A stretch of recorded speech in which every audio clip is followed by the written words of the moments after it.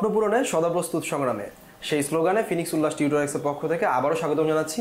আমরা ইতিমধ্যে দেখে ফেলেছি যে কিভাবে অ্যান্ড্রয়েডে আমাদের এই স্মার্ট বোর্ডটি চালাতে হয়। যদি আপনারা কেউ না দেখে থাকেন তাহলে হচ্ছে ডিসক্রিপশন লিঙ্কে দেখেন হচ্ছে প্লেলিস্টটা দেওয়া আছে how to use smart board. Android পর্যন্ত আমরা কভার করছি। এ পর্বে আমরা শুরু করব হচ্ছে কিভাবে পিসিতে আমাদের এই স্মার্ট বোর্ডটি আমরা চালাবো। আর এই ট্রেনিংয়ের জন্য আমরা আবারও আমন্ত্রণ জানাচ্ছি আমাদের ব্যাকবোন লিমিটেডের প্রাণপুরুষ আমাদের দীপ্ত ভাইকে, যিনি হচ্ছে আস্তে আস্তে আমাদের পিসিতেও শিখিয়ে দিবেন যে কিভাবে হচ্ছে আমরা এই স্মার্ট বোর্ডটি চালাবো। আপনারা যারা দেখছেন তারা অবশ্যই আমাদের সাথে নিজেদেরকে কানেক্ট রাখবেন লাইক কমেন্ট শেয়ারের মাধ্যমে, এবং ডিসক্রিপশন লিঙ্কে অবশ্যই জানাবেন যে আপনার কোথায় অসুবিধা হচ্ছে। সেই অসুবিধা অনুসারে আমরা আবার হচ্ছে ব্যাখ্যা দেওয়ার চেষ্টা করব যে কিভাবে হচ্ছে ওই প্রবলেমটা আপনি সলিউশন করবেন। তো আমি একান্তভাবে আমন্ত্রণ জানাচ্ছি আমাদের শ্রদ্ধেয় দীপ্ত ভাইকে যে এ পর্যায়ে পিসির জন্য হচ্ছে কিভাবে আমরা স্মার্ট বোর্ডটি চালাবো সেটা দেখায়। দীপ্ত ভাই প্লিজ। ধন্যবাদ অপু ভাই, ধন্যবাদ সকলকে, আবারও আমন্ত্রণ। যে এখন আমরা মূলত দেখব হচ্ছে যে কিভাবে পিসি পার্টের যে বোর্ড সফটওয়্যারটি রয়েছে, যে স্পেশাল বোর্ড সফটওয়্যারটি রয়েছে সেটি নিয়ে আমরা মূলত কাজ করতে পারি। হ্যাঁ, তো তার জন্য আমরা যেটা করব যে আমরা আমাদের পিসি ইনপুটে চলে যাব। ওই যে আমরা অ্যান্ড্রয়েড পার্টে দেখেছি না যে আমরা কিভাবে ইনপুট আউটপুট সোর্সগুলো চেঞ্জ করতে পারি। সো এখন আমার এটা হচ্ছে হোম স্ক্রিন। আমি এখন কোথায় যাব? আমার পিসি মডিউলে। তো পিসি মডিউলে যাওয়ার জন্য এই নেভিগেশন পয়েন্টার থেকে এখানে আমি ক্লিক করব। ক্লিক করার পর এখন অ্যান্ড্রয়েডে আছে, আমি পিসিতে ক্লিক করব। ব্যাস, পিসিতে ক্লিক করার ফলে আমরা কিন্তু এখন পিসি পার্টে চলে এসেছি। তো আমি এখানে কিন্তু হচ্ছে পিসি পার্ট নিয়ে অত বেশি কথা বলবো না, শুধুমাত্র কথা বলবো এখানে আমরা একটি স্পেশাল সফটওয়্যার হচ্ছে রিকমেন্ড করছি এবং আমরা প্রোভাইড করছি লাইসেন্স, সেটা হচ্ছে নোট 3 সফটওয়্যার। এই নোট 3 সফটওয়্যারটি ব্যবহার করে আপনি কিভাবে আপনার দৈনন্দিন ক্লাস অ্যাক্টিভিটি, প্রেজেন্টেশন, সেটা কর্পোরেট প্রেজেন্টেশন হতে পারে বা যে কোনো ট্রেনিং সেশন হতে পারে, আপনার খুব সহজে কিভাবে এইগুলো কন্ডাক্ট করতে পারেন সেগুলো নিয়ে আমরা এখন দেখব। তো এর জন্য আমরা যদি সফটওয়্যারটি ওপেন করি, যে নোট সফটওয়্যারটি ওপেন করলে আমরা যদিও কিছুক্ষণ আগে আমরা একটু চেষ্টা করছিলাম যে আমার কোথায় কোন পার্ট রয়েছে সেই জিনিসটা দেখার জন্য, সেটা এখানে ছিল। তা আমি এটাকে ক্লোজ করে একেবারে শুরু থেকেই চেষ্টা করছি যে আমি এক্সিট করে এটাকে নো দিচ্ছি। ওকে ফাইন, এখন আমার এটা টোটালি ক্লিয়ার অবস্থায় আছে। এখন যদি আমি নোট যেই সফটওয়্যারটি, এই সফটওয়্যারটি আমি এই সফটওয়্যারটি যদি আমি ওপেন করতে চাই, আমি এটাকে এখন শর্টকাট হিসেবে এখানে রেখে দিয়েছি। সো আমি এখন এখানে ট্যাপ করলাম, আমার নোট 3 অ্যাপসটি ওপেন হচ্ছে। ওকে, সো আমার নোট 3 অ্যাপসটি ওপেন হয়ে গেল। তো অ্যাজ ইউজুয়াল আমরা যদি অ্যান্ড্রয়েড পার্টের ভিডিওটা দেখে থাকি প্রপারলি, তাহলে মোটামুটি মনে হচ্ছে যে আমার এখানে অনেকটাই আপনি বুঝে ফেলতে পারবেন এই ইন্টারফেসটি দেখে যে কোথায় কী ধরনের কাজ আছে বা কী ধরনের কাজ আমরা কোন টুলসের মাধ্যমে করতে পারি। তো এখানে আমি তারপরে শুরু থেকে একটু এক্সপ্লেইন করছি। আমি একটু পেন কালারটি চেঞ্জ করে হোয়াইট করে নিচ্ছি। আচ্ছা, তো এই যে প্রথমেই হচ্ছে আমার সিলেকশন, আমার যে কোনো লেখা বা যে কোনো কন্টেন্ট হতে পারে বা যে কোনো ইমেজ হতে পারে, প্রত্যেকটা জিনিসই এক একটা অবজেক্ট। এই অবজেক্ট সিলেকশনের জন্য আমরা এই সিলেক্ট অপশনটি ব্যবহার করব। এরপর রয়েছে হচ্ছে পেন, যার মাধ্যমে হচ্ছে আমরা ডাবল ট্যাপের মাধ্যমে এটার এডিশনাল অপশনগুলো পেয়ে যাব। তো আমি ডাবল ট্যাপ করে কী পেলাম? আমি এখানে পেনের অনেকগুলো ভেরিয়েশন পাচ্ছি এবং কালার চেঞ্জের অপশনটা পেয়ে যাচ্ছি। পাশাপাশি আমি যদি থিকনেসটা কমাতে বাড়াতে চাই সেটা আমি এখান থেকে করতে পারবো। তবে উল্লেখযোগ্য যে এখানে কিন্তু হচ্ছে যে ওই অ্যান্ড্রয়েড পার্টের মধ্যে ডুয়াল পেন স্ক্রিন মোড নাই, ডুয়াল পেন মোড অপশনটি নাই, যার কারণে আপনি এখানে এই একটি পেনই ইউজ করতে পারেন বা একটি কালার মেথডই আপনি চাইলে এখান থেকে আপনি এটাকে চেঞ্জ করে নিতে পারবেন আপনার কালার বা যে কোনো কিছু দরকার হলে। আচ্ছা ফাইন, তো এখন আমি যদি এখানে দেখি যে আমরা যদি লেখালেখির ক্ষেত্রে, যেমন আমি এখন যদি এখানে সাপোজ উল্লাস বা আমি কোনো একটা কিছু লিখেছি, এখন আমি এটাকে যদি একটু মডিফাই করতে চাই, তার জন্য আমি কী করবো? আমি সিলেক্ট অপশনে ক্লিক করে আমি এটাকে সিলেক্ট করে নেব। এখন হয়তো আমি কোনো একটা লেখা লিখে ফেলেছি, আমার কাছে মনে হচ্ছে লেখাটা চিকন হয়েছে, আমার একটু মোটা করা দরকার। তা আমি কি করলাম? আমি যে সিলেকশন অপশন দিয়ে আমি এটাকে সিলেক্ট করে নিলাম। সিলেক্ট করে নেওয়ার পর আমি এই মোর অপশনে ক্লিক করলে এখানে লাইন থিকনেস নামে একটা অপশন আছে। আমি এখন এখানে ক্লিক করে লাইনের থিকনেসটাও কিন্তু আমি কমাতে বাড়াতে পারবো। আচ্ছা, পাশাপাশি আমি যদি চাই এটাকে লক করে রাখতে, এই যে লক অপশনে ক্লিক করলে এটা লক হয়ে যাবে, তার মানে এটা কিন্তু এখন এখান থেকে নড়বে না। আমি যাই করি বা এটার উপরে লিখতে চাইলেও কিন্তু ওভাবে হবে না। আচ্ছা, এরপর আমি যদি আবার আরেকটু দেখি যে এখানে ক্লিক করার পর আমি এটাকে সিলেক্ট করছি, তারপর এখানে ক্লিক করলে এটা আনলক হয়ে যাচ্ছে। এখন এটাকে যদি আমি টিপিক্যাল ফন্টে ট্রান্সফার করতে চাই, যেমন আমি যেটা বলছিলাম যে আমি এখানে লিখেছি কি উল্লাস, ULLASH, উল্লাস। আমি এখন এটাকে সিলেক্ট করলাম। আমি লেখার পর এখন এটাকে টিপিক্যাল ফন্টে ট্রান্সফার করবো। তো সিলেক্ট করার পর এই যে এই অপশনটা, এই অপশনে ক্লিক করলেই আমি এই যে এই অপশনে ক্লিক করছি, সে কিন্তু হচ্ছে আমাকে এটা টিপিক্যাল ফন্টে কিন্তু ট্রান্সফার করে দিয়েছে। এতে আমি হচ্ছে যে আমার হ্যান্ড রাইটিংটাকে সে রিকগনাইজ করে সে এটার একটা আউটপুট আমাকে এখানে প্রোভাইড করছে। আচ্ছা, এখন আমি যদি দেখি আরও কী কী আমি এখানে পেতে পারি, আমি এটাকে সিলেক্ট করছি। আমি যদি এটাকে ক্লোন করতে চাই, ঠিক আমার ওই অ্যান্ড্রয়েড প্ল্যাটফর্মের মতো, যে এখানে এই অপশানে ক্লিক করলে ক্লোন অপশনটি অ্যাক্টিভ হয়ে যাবে।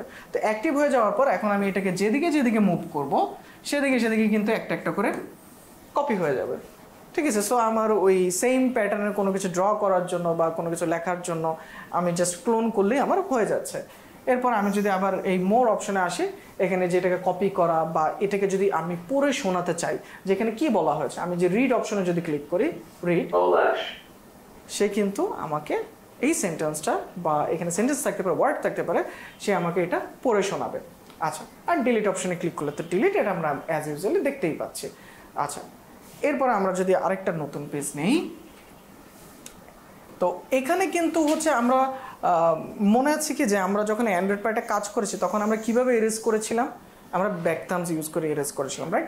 এখানেও সেম, যেমন এখানে আমি যা কিছুই করছি আমি এই যে ব্যাক সাইড ইউজ করে এটাকে আমি এরেজ করতে পারছি।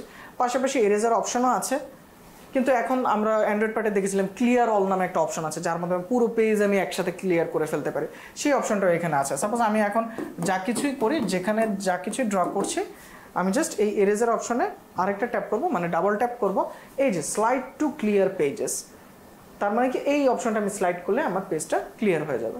এর মধ্যে আরও একটা অপশন আছে, সেটা হচ্ছে যে সিলেকশন ইরেজার, এই যে এই সেকেন্ড অপশনটা, এই অপশনে ক্লিক করলে কি হচ্ছে, আমি যে অংশ সিলেক্ট করে দিব সেই অংশ ইরেজ হয়ে যাবে। ফাইন, ওকে। এরপরে আমরা আসছি, আমরা আবার আরেকটি পেজ নিচ্ছি। এরপরে আছে শেপ রিকগনাইজেশন। সে কি করছে, ওই যে আমরা অ্যান্ড্রয়েড প্যাডেও কিন্তু এরকম দেখেছিলাম যে আমি সার্কেল ড্র করার ট্রাই করছি, সে আমাকে সার্কেল ড্র করে দিচ্ছে। আমি আবার এখান থেকে যে কালারটা চেঞ্জ করে নিই, যেমন আমি যে সার্কেল ড্র করছি, আমি কোনো ট্রায়াঙ্গেল ড্র করার চেষ্টা করছি, সে কিন্তু এটা আমাকে করে দিচ্ছে। আবার এটার মাঝখানে আমি যদি এটাকে কোনো সার্কেলের আন্ডার রাখতে চাই বা এটার ভিতরে কোনো সার্কেল ড্র করতে চাই, এখান থেকে এই অপশনগুলো এনেবল করলে হয়ে যাবে। তারপর লাইন থিকনেসের জন্য সেম, আমি এখন লাইন থিকনেস এখান থেকে চেঞ্জ করতে পারছি। আবার ফিল কালার, আমি যদি এটার ভিতরেরকার কালার যদি চেঞ্জ করতে চাই, অথবা আমি যদি চাই যে না কাস্টম ওয়েতে কালার চেঞ্জ করবো। কাস্টম ওয়ে বলতে কি, যেমন দেখুন এখানে কিন্তু আমার শেপটা ফিল কালার দেওয়ার ফলে কি হয়েছে যে প্রত্যেকটা জায়গায় কিন্তু সেম কালার হয়ে গেছে, বাট আমি চাচ্ছি এক একটা অংশে আমি এক এক কালার ইউজ করতে। তো এখানেও একটা ফিল কালারের অপশন আছে, সেটা হচ্ছে কি এখানে ক্লিক করার পর এই যে এই অপশনটা, এটা হচ্ছে ফিল কালারের অপশন। এখানে আমি যেই কালারটা চুজ করে আমি যেই অংশে ক্লিক করবো সেই অংশটা সেই কালার হয়ে যাবে। একটু আবার দেখাবেন ভাইয়া? হ্যাঁ অবশ্যই, আমি জিনিসটা আবার রিপিট করছি। যদি আমি সাপোজ আমার এই অপশনটা সিলেক্ট করা ছিল, এখন আমি যদি চাই যে এই পোর্শনটুকু বা নির্দিষ্ট একটা অংশের কালারটা আমি চেঞ্জ করতে, ফিল কালার দিতে, সেক্ষেত্রে আমি এই অপশনে ট্যাপ করব। ট্যাপ করার পর এই যে এখানে শেষে যে অপশনটি রয়েছে বটম রাইটের শেষের অপশনটিতে ট্যাপ করে আমার যেই কালারটি দরকার সেই কালারটা আমি নির্বাচন করব, মানে সিলেক্ট করব। সিলেক্ট করার পর আমি এখন যেখানে ক্লিক করবো, এই যে দেখুন আমি কিন্তু হচ্ছে যে ব্ল্যাঙ্ক পজিশনে ক্লিক করেছি, সে পুরো বোর্ডটাই কিন্তু ওই কালার করে দিয়েছে। হ্যাঁ, তা আমি এই যে আন্ডুতে ক্লিক করছি পূর্ববর্তী পর্যায়ে ফিরে যাওয়ার জন্য। এখন আমি এখানকার যেখানে ক্লিক করতে চাই, সাপোজ এখানে ক্লিক করছি, এই কালার হয়ে গেছে। আমি আবার কালার চেঞ্জ করি, এখানে ক্লিক করে এই কালার হয়ে গেছে। তো সেপারেট কালার ইউনিটের জন্য আমি হচ্ছে এখানে এই ফিল কালার অপশনটি ব্যবহার করতে পারি। আচ্ছা, এরপরে আমরা যদি আবার একটু দেখি যে এখানে ক্লিক করলে তো আমরা হচ্ছে যে বিভিন্ন ধরনের ডিফল্ট শেপ পাচ্ছি। আরেকটা দেখতে পাচ্ছি যে আমরা ড্র করে নিব, ড্র করে নিলে সে নিজের মতো করে এটাকে চিনে নেওয়ার চেষ্টা করবে। সেই অপশনটা হচ্ছে এটা। সো আপনি যদি ফিল কালার থাকা অবস্থায় ড্র করার চেষ্টা করেন তাহলে কিন্তু আসবে না, আপনাকে কিন্তু অবশ্যই অপশনটাকে সিলেক্ট করে নিতে হবে। তো এই অপশনে সিলেক্ট করে আপনি আবার এই যে এইভাবে করেন, আপনার সার্কেল ড্র হয়ে গেছে। আপনি বর্ডার কালার যদি চেঞ্জ করতে চান, এই যে এই অপশন থেকে করতে পারবেন। এখানে ক্লিক করলে এই যে আমি এখানে বর্ডার কালারটাও চেঞ্জ করতে পারবো। তারপরে এখানে ডিফল্ট শেপ দেওয়া আছে। আবার যদি আমার এই যে অ্যারো সিম্বল দরকার হয়, অ্যারো দেওয়া আছে। এখানে আবার নোট কানেক্ট করার জন্য অপশন দেওয়া আছে। নোট বলতে কি, যেমন আমি যদি এখন এখানে ক্লিক করি, সাপোজ আমি এখানে কয়েকটা পয়েন্টার রাখলাম, পয়েন্টারের পাশাপাশি এখন আমি হয়তো হচ্ছে যে আমি একটা কিছু লিখি আগে। হ্যাঁ, যেমন 1 + 2 এটা হচ্ছে 3। আমি এখানে লিখছি 4 + 5 9। এখন আমি হয়তো নোট বাই নোট কানেক্ট করতে চাচ্ছি, তাহলে কি এই অপশনে গিয়ে যে এই অপশনটা এনেবল করে নিলাম। এখন আমি এখানে দিচ্ছি, এখানে দিচ্ছি, এখানে দিচ্ছি, এখানে দিচ্ছি। এখন কি করছি, এটাকে এই যে এটাতে ক্লিক করার পর আমি কানেক্ট করে দিচ্ছি এটার সাথে, আবার এটাতে ক্লিক করার পর এইটাকে আমি কানেক্ট করে দিচ্ছি এটার সাথে। তো এই ধরনের এক্সপ্লেনেশনের জন্য আপনি এই জিনিসগুলো ব্যবহার করতে পারেন। তাহলে দেখেন এখানে কিন্তু চার্টটা কিন্তু ওইভাবে শো করছে। আচ্ছা, এরপরে আমরা যদি দেখি যে এটা হচ্ছে মুভ অপশন, আমরা হ্যান্ড রেজের মতো করে যে অপশনটি দেখতে পাচ্ছি, এটা হচ্ছে মূলত আমরা মুভ অপশন। ওকে, তো এই মুভ অপশনের মাধ্যমে আমরা কি করতে পারি, আমার এই পেজের স্কেলিংটা করতে পারি। যেমন এই যে আমি এটাকে সিলেক্ট করেছি, ওই যে আমরা পাঞ্চ ইন পাঞ্চ আউট করে মানে কি জুম ইন জুম আউট করেছিলাম না, সেম এই অপশনে ক্লিক করে আমরা এটাকে এখান থেকে মুভ করলাম, এটাকে সাইডে রাখলাম। হয়তো এটাকে নিয়ে এখন আমি আরও কিছু এক্সপ্লেইন করতে চাই, সেই এক্সপ্লেইনটা আমি এখন এখানে করতে পারছি। এটা হচ্ছে এই মুভ অপশনের মাধ্যমে। এরপর যে অপশন, এটা হচ্ছে হ্যান্ড রাইটিং রিকগনাইজেশন। আমরা শেপ রিকগনাইজেশন দেখেছি, আবার আমরা কোনো একটা কিছু লেখার পর ওটাকে টিপিক্যাল ফন্টে ট্রান্সফার করেছি। কিন্তু ব্যাপারটা যদি এমন হয় আমি লিখতে থাকবো, সে এটাকে ট্রান্সফার করতে থাকবে, তাহলে হচ্ছে এই অপশনটা আমি এনেবল করে নেব। এনেবল করার পর এখন আমি লিখছি উল্লাস ইজ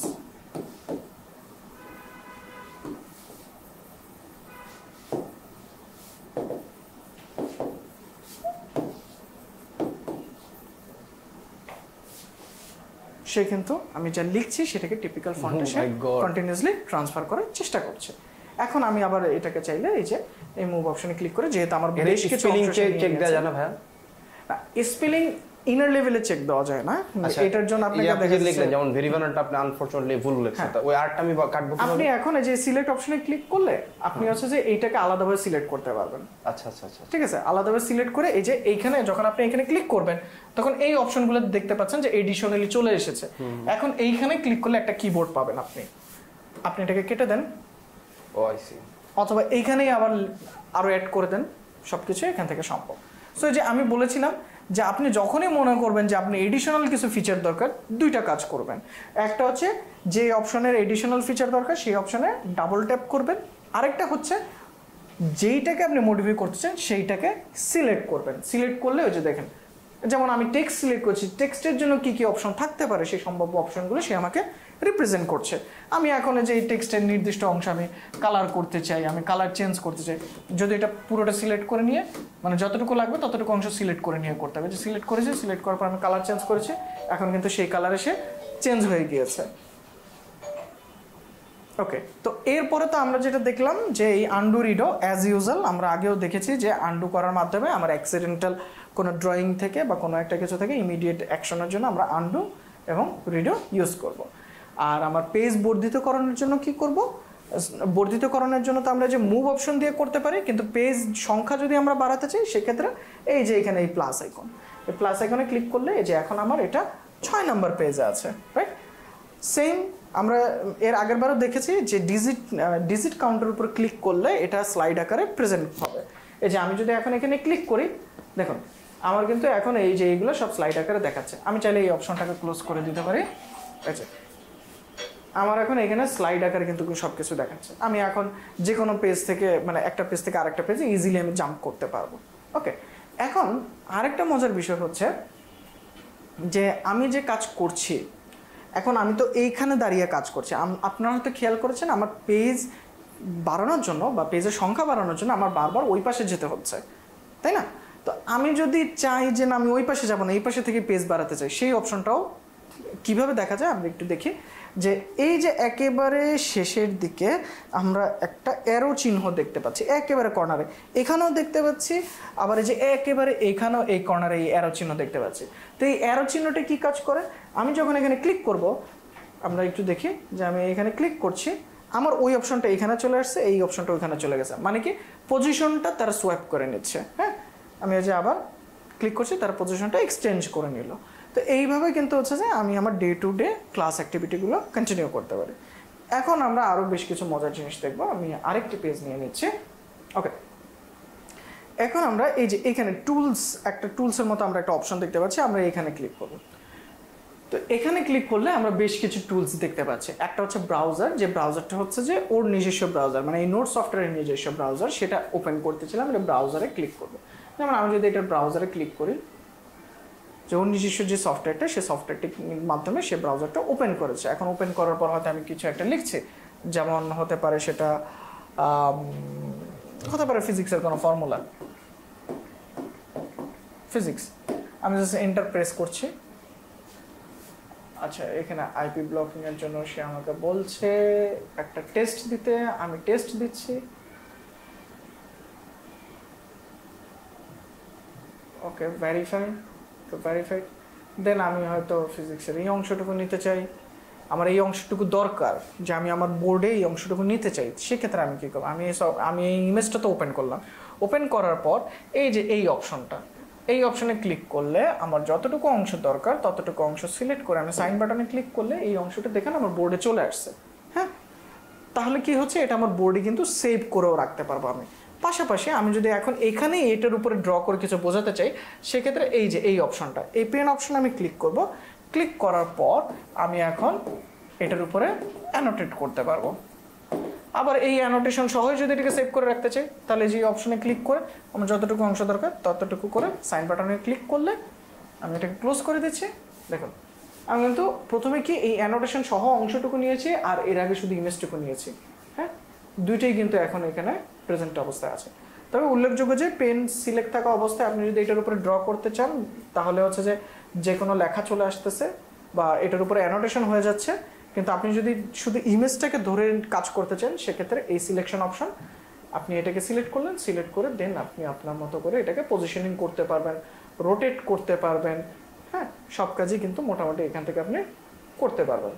ওকে, তো এটা হচ্ছে যে এই টুলস থেকে ব্রাউজার অপশনে কি। তারপর আরেকটা হচ্ছে রাইটিং বোর্ড। রাইটিং বোর্ড হচ্ছে একটা ড্রাফট বোর্ডের মতো। ড্রাফট বোর্ডটা কেন, মনে করেন আমি এখন এখানে a+b² সূত্র নিয়ে আমি কাজ করব।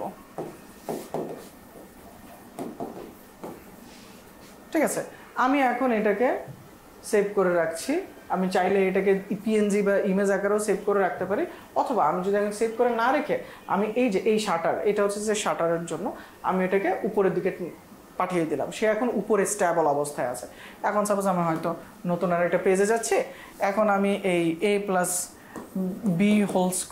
কোনো একটা সূত্র বা কোনো একটা ম্যাথের উপর আমি কাজ করতে চাই। এখন আমি আবার দেখাতে চাই যে আমরা সূত্রটা কি পড়েছিলাম, তখন আমি কি করবো, এই যে এই স্লাইডটা টান দিব। এই যে দেখো, আমরা সূত্রটা পড়েছিলাম হচ্ছে a² + 2ab + b²। তো এইটা হচ্ছে মূলত এই কাজটা করছে একটা ড্রাফট নোটের জন্য। আবার এই ক্লোজ বাটনে ক্লিক করলে এটা ক্লোজ হয়ে যাবে, যেহেতু এটা ড্রাফট নোট, দ্যাটস এটা সেভ থাকছে না। এরপর হচ্ছে ক্লক। সো এখানে কোনো ক্লক ডিসেবল করতে চাইলে ক্যালেন্ডার। তারপর হচ্ছে ম্যাগনিফায়ার। তো ম্যাগনিফায়ারের কাজ হচ্ছে ম্যাগনিফাই করা অ্যাজ ইউজুয়াল, যে আমরা নির্দিষ্ট কোনো অংশের উপর ফোকাস করে যদি আমরা ম্যাগনিফাই করে যদি দেখাতে চাই, ঠিক আছে, তাহলে আমরা সেটাই যে এখান থেকে দেখাতে পারবো। তো এটা আমরা মনে রাখবো যে ব্ল্যাঙ্ক পজিশন ধরে আমি ড্র্যাগ করলে এটার পজিশন চেঞ্জ হবে, এবং যদি আমি এই সার্কেল ধরে ড্র্যাগ করি সেক্ষেত্রে এই ম্যাগনিফায়ার এরিয়াটা বড় বা ছোট হবে। যেমন যে আমি এটা করলে এটা খুব বেশি অংশ নিয়ে সে ম্যাগনিফাই করছে। আবার ক্লোজ বাটনে ক্লিক করলে ক্লোজ হয়ে যাচ্ছে। আবার এই টুলস অপশনে আসছি।